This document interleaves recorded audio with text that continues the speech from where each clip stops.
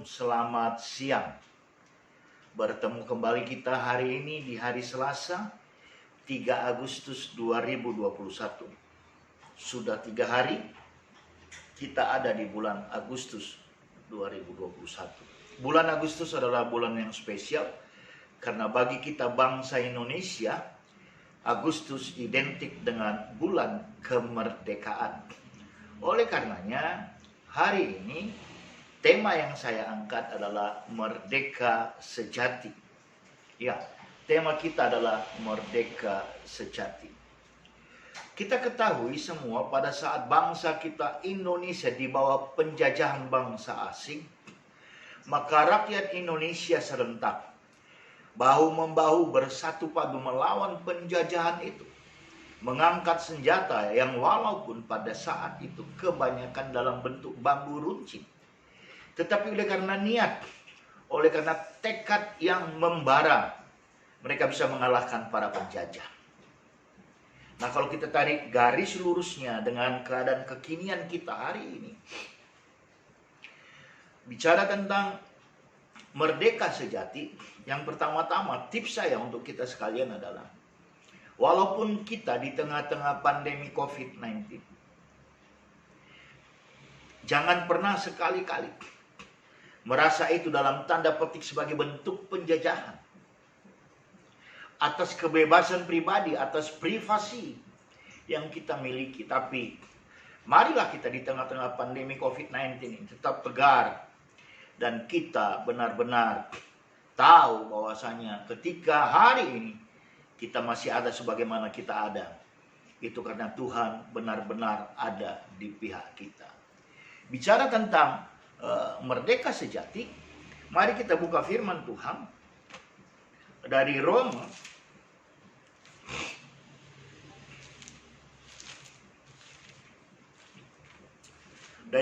pasalnya yang ke-8 ayat 1. Roma 8 ayat 1. Demikianlah sekarang tidak ada penghukuman bagi mereka yang ada di dalam Kristus Yesus. Satu ayat saja, tapi kita akan kupas tuntas berkenaan dengan merdeka sejati yang kita angkat sebagai tema pada hari ini. Sahabat, ada banyak gereja, ada banyak orang percaya yang menyalahartikan keselamatan atau kemerdekaan. Benar, ketika Yesus mati di kayu salib 2021 tahun yang lalu, Ia telah menebus segala dosa dan kesalahan kita. Tapi itu bukan berarti, itu bukan bernuansa bahwasanya hari ini ketika kita masih ada di muka bumi ini, kita boleh hidup dengan bablas, kita boleh hidup dengan sesuka hati, menggunakan kemerdekaan untuk melakukan segala perkara yang sebenarnya tidak sesuai dengan kebenaran firman Tuhan itu sendiri.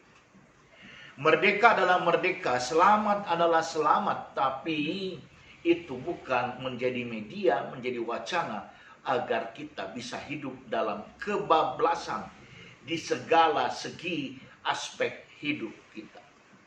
Justru ketika kita benar-benar telah diselamatkan, kita telah memperoleh kemerdekaan sejati itu, maka sejatinya pemahaman firman Roma 8 ayat 1, tidak ada penghukuman, artinya as long as, sepanjang kita hidup benar, maka kapanpun Tuhan panggil kita pulang, kita tahu kita tidak akan menghadapi penghukuman lagi, tapi kita akan memerintah bersama-sama dengan Dia. So, dikatakan tidak ada penghukuman bagi mereka yang ada di dalam Kristus Yesus. Bagi mereka yang ada di dalam Kristus Yesus, itu artinya dia mau menjadi serupa seperti Kristus.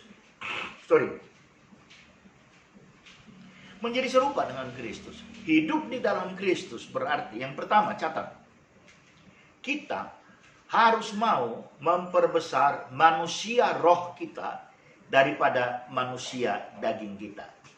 Itu catatan yang pertama. Kita harus mau berarti dalam tanda petik ada dorongan, ada sedikit paksaan agar itu terlaksana. Kita harus mau memperbesar manusia roh kita daripada manusia daging kita. Kenapa? Karena kita ini terdiri dari 3 unsur, tubuh, jiwa, dan roh. Kalau kita memperbesar kapasitas manusia roh kita, maka manusia daging kita akan bisa kita taklukkan. Tapi kalau manusia daging kita beri ruang dan keleluasaan, maka dia akan menundukkan jiwa takluk pada keinginan-keinginan daging yang muaranya sebenarnya lebih banyak menuju kepada ketidakbenaran.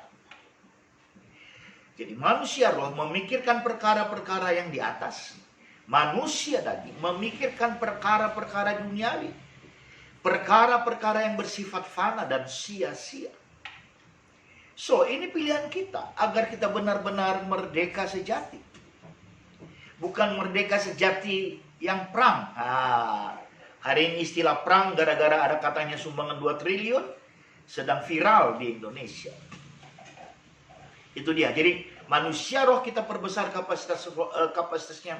Manusia daging kita tekan. Bahkan kalau perlu setiap hari kita katakan, matilah manusia dagingku. Matilah manusia dagingku. Yang kedua adalah kita harus mau tunduk kepada otoritas yang di atas kita. Utamanya Tuhan. Kita harus mau tunduk kepada otoritas yang di atas kita. Utamanya Tuhan. Kenapa? Karena tanpa penundukan diri atas otoritas, maka manusia daging kita kembali akan mencuat naik. Memang penundukan atas otoritas itu membelenggu, tapi itu membebaskan. Percayalah.